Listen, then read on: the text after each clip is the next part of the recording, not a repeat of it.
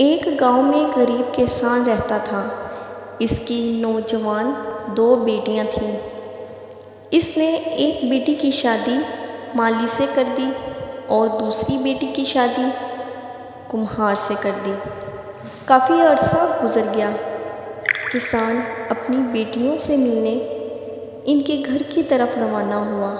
پہلے وہ اپنی مالی والی بیٹی کے گھر پہنچا، اپنی بیٹی کا حال دریافت کیا۔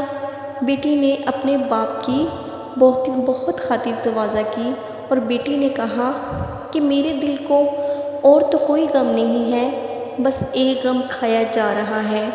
ابھی تک بارش نہیں ہوئی اور میرا باغ سوکھ رہا ہے۔ اگر مزید 1-2 دن بارش نہ ہوئی تو میرا باغ سوکھ جائے گا۔ کسان نے اپنی بیٹی کو دعا دی اور دوسری بیٹی سے ملنے کے لیے نکل پڑا۔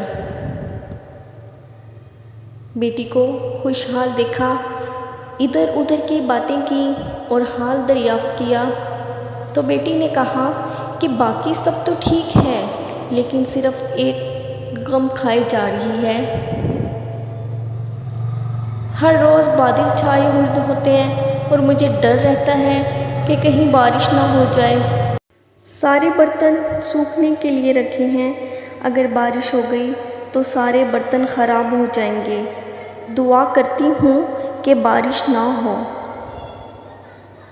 باپ نے کہا کہ بیٹی تیری بہن تو بارش کی آرزومند ہے، اس کا باغ سوکھے جا رہا ہے اور وہ دعا کرتی ہے کہ بارش ہو جائے،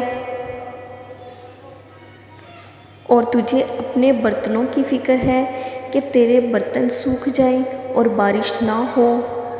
میں حد سے زیادہ پریشان ہوں کہ میں خدا سے کیا مانگوں۔ دونوں صورتیں یقین کی ہیں۔ کچھ لوگ اللہ تعالیٰ پر سب کچھ چھوڑ دیتے ہیں اور کچھ لوگ سب کچھ اللہ کے لیے چھوڑ دیتے ہیں اور کچھ لوگ سب کچھ کے لیے اللہ تعالیٰ کو چھوڑ دیتے ہیں۔ جب معاملات تمہاری پہنچ سے دور نکل جائیں تو اللہ تعالیٰ پر چھوڑ دو، اللہ تعالیٰ ایسا کرے گا تم کبھی سوچ بھی نہیں سکتے۔ پلیز اگر آپ نے ہمارے چینل کو سبسکرائب نہیں کیا تو پلیز سبسکرائب کر دیں۔ جزاک اللہ خیرا۔